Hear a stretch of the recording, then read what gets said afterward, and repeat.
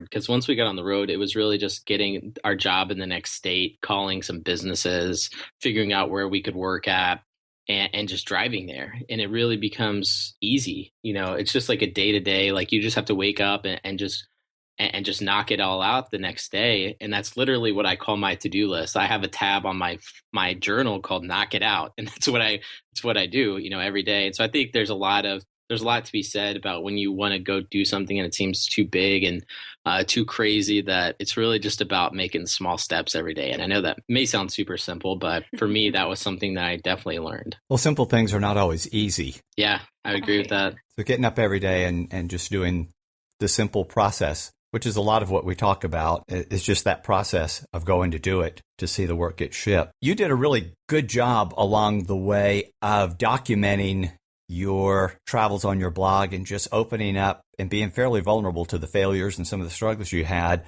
Talk about some of the bigger failures that you faced along the way and some of the lessons that came out of them. I feel like failures describes a lot of a lot of things that happened to us on the road. Yeah, I don't know if I would say that there's been a ton of just things that I failed at along the road. And I try to I need to fail more, but I'd say that one of the biggest learning experiences where I feel like I can definitely improve on is that we didn't have a lot of film experience.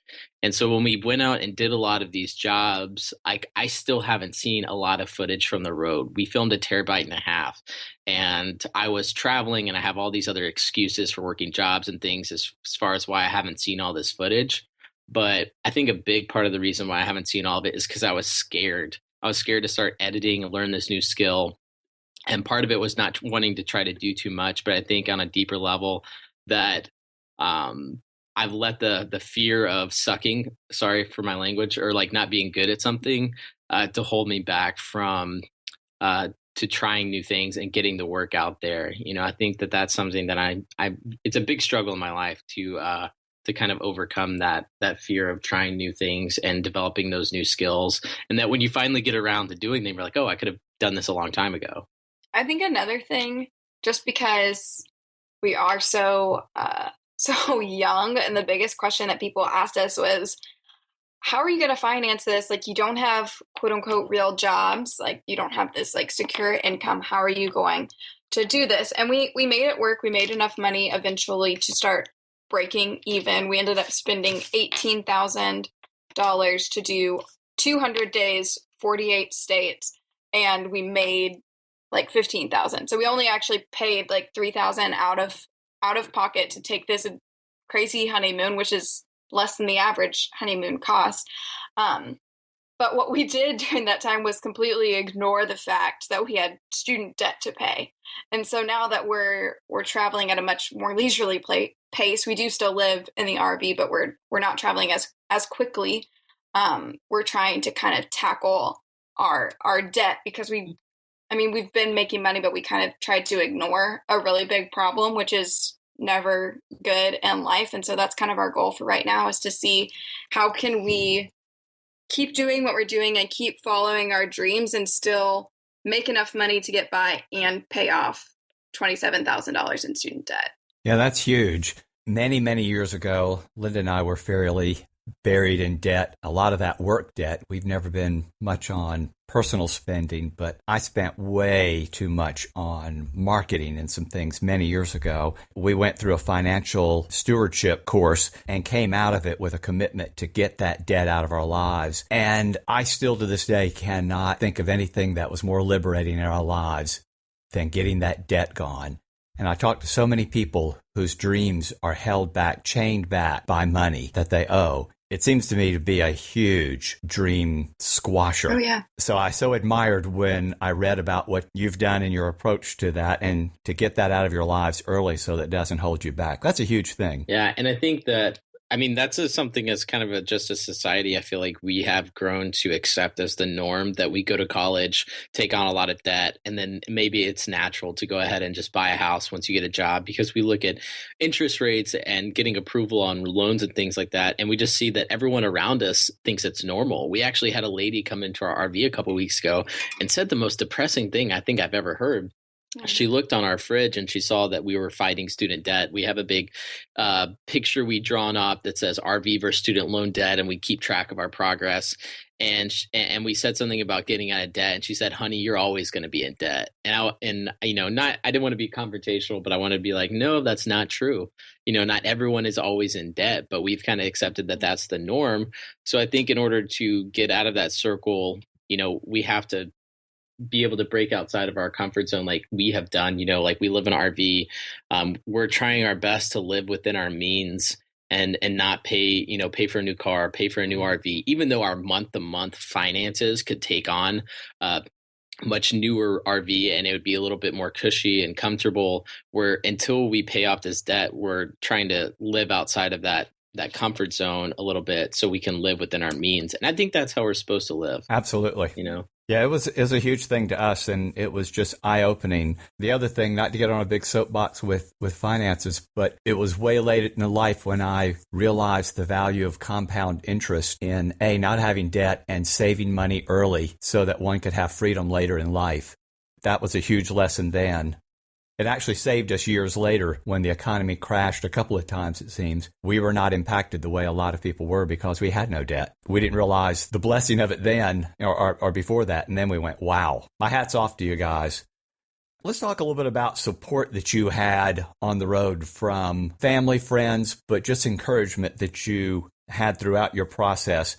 When were the times that you needed it most? How did that come into play as you were out there together? Well, I think we kind of most needed encouragement before we were going to leave because we were trying to buy anything off of Craigslist is stressful, but when you're trying to buy your first house off of Craigslist and, it's on wheels and you got to know if it's going to take you 18,000 miles.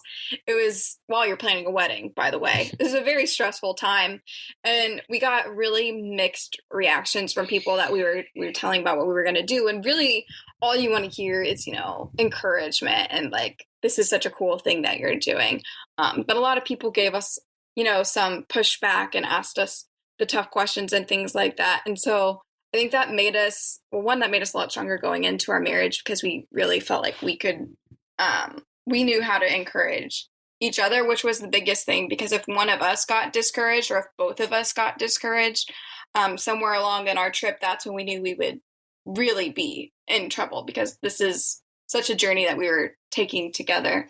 But along the way, we just kind of realized that people that we met on the road could respond to our story because we shared it in such a way where we talked about how we were just chasing our dreams. And whenever we were explaining it to people before we left, we were just talking about how we just wanted to travel and we just wanted to go try these new things, which sounds really irresponsible. But whenever you meet people and you're like, we just want to do the things that make us happy and we want to share other people's stories and we want to meet people and learn more about their lives. And when you kind of focus on others rather than making it all about yourself, you realize how many more people will support you. And it's something that they can actually get behind. So as we started filming Hourly America and started meeting all these hourly workers and learning like, oh, they're chasing their dreams too in a different way while they work full-time at a museum or whatever it is that they're doing, it really inspired us to keep going. And I think that's probably like our biggest source of inspiration on the road. Yeah, I think just getting out and meeting people, because we live, it's easy to live behind the computer screen and dream up our ideas for a long, long time. And even with you in this podcast, I would venture out to say the hardest part probably happened before you started interviewing people. And now that we're on the line talking to you, you realize that you're passionate, you're interviewing people and it's becomes much easier. And so I think that once we hit the road and actually people started doing the jobs, like that was the support that we needed to just keep going. And then along the way, we've had people sprinkled into our lives that have given us just enough encouragement until we meet the next one. It's like we're about to go to Alaska and we're taking the Alcan Highway. We're driving up there in the RV and people said, even if you've got 3/4 or a half a tank, you fill up whenever you see a gas station because you don't know when you'll see the next one. And I think that that's kind of how our journey has been in that meeting people like you or people like Wes Wages, who's the head of film for World Domination Summit, those kind of people who get sprinkled into your life and give you enough fuel and motivation to keep going. make the world of difference, whether or not, you guys realize it, because you come into our lives and tell us what we're doing matters and that it's meaningful and that everybody needs to hear those words. And I think just knowing that you just got to keep going until, you have to have enough internal drive to keep going until you meet the next person, that there's so many people out there in the world and so many, people will eventually come around to whatever idea you're pursuing, that it takes time. You mentioned Wes Wages, and he and his wife Tara are an amazing couple that do great work and are so positive and encouraging to the people in their community as well. So yes, it goes back around again. One of the things that you've done that has inspired me is that you actually have more or less finished this job. You've got one more leg to complete, but you went through with it. Talk a little bit about the process or the importance of finishing well, because a lot of people start out with a big idea. They've got a huge dream, but they lack the fortitude to see it through when things start getting really tough. You got through all 48 states. You've been to Hawaii, didn't drive, obviously. Franklin didn't make it there. But you've seen this process through. And yeah, so talk a little bit about finishing and what it's meant in your life. Yeah, so finishing to me has meant everything, because I've always been an idea guy. Right before we hit the road, I was talking to a couple of my guys who were at my wedding party, and we're talking about how this is my last days to be a single guy, and I'm about to get married and move away and travel. And one of my buddies, we were all hanging out, drinking a beer, and he looks at me. He's like, "Heath, I love you, man." Right? Something a guy says right before he like drops some knowledge bombs on you. He says, "Heath, I love you, but I just want you to, he's like, I've watched you for the past few years while we're in college have idea after idea after, book you want to write and business you want to start, and nothing has seemed to come to fruition. I've seen you start these things with enthusiasm and then they die off." He's like, "I just want to see you finish something that you start." And it came from a place of love, so I wasn't upset with him, because he absolutely hit the nail on the head. I was that guy. I was that idea guy who changed the world, and I'd get super excited about an idea. But that was really my why. When I thought about why I wanted to go on the trip, like visiting all 50 states, great. It wasn't something I dreamed about my whole life. Working a job in every state, like I never thought I would do that. Like that sounds like a fun, cool project. But it wasn't something I dreamed of forever. And so for me, more than anything else, it was about finishing. Like that was my goal. And if I finished, then I was a success, whether or not, anybody ever read my blog or the book that I'm writing or watches our documentary when it comes out next year. And so for me, that was just keeping my eye on the prize. And I think one of the biggest things that helped me, honestly, and it's not something within everyone's control, but I had a great wife in Alyssa. The fact that, she supported me and she believed in me and she helped us logistically plan the trip. I'd get in the RV and I would ask, "What state are we driving to?" And she'd tell me, she'd say, "Oh, we're going to Iowa today," And so having a wife, that helped push me, that teammate, made all the difference in the world. And the accountability. And I think the other two things I would say that helped us actually finish the trip was, one, we invested in an RV. So we put skin in the game, where we had an option to drive Alyssa's car and tow behind a pop-up camper. And we wouldn't have had to put any money down. It would have been cheap. But our whole thing was, if we got into the middle of Kansas or Nebraska or Iowa or some state that it's raining and nasty and we're just been on the road for a while and money's low and morale is low, it'd be really easy to just pack it up and go home. I mean, we hadn't put any vested interest in that.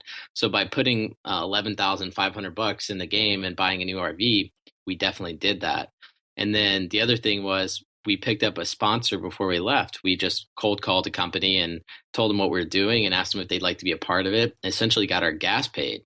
And there's a whole story behind that. But that also gave us a contractual agreement to literally finish the trip.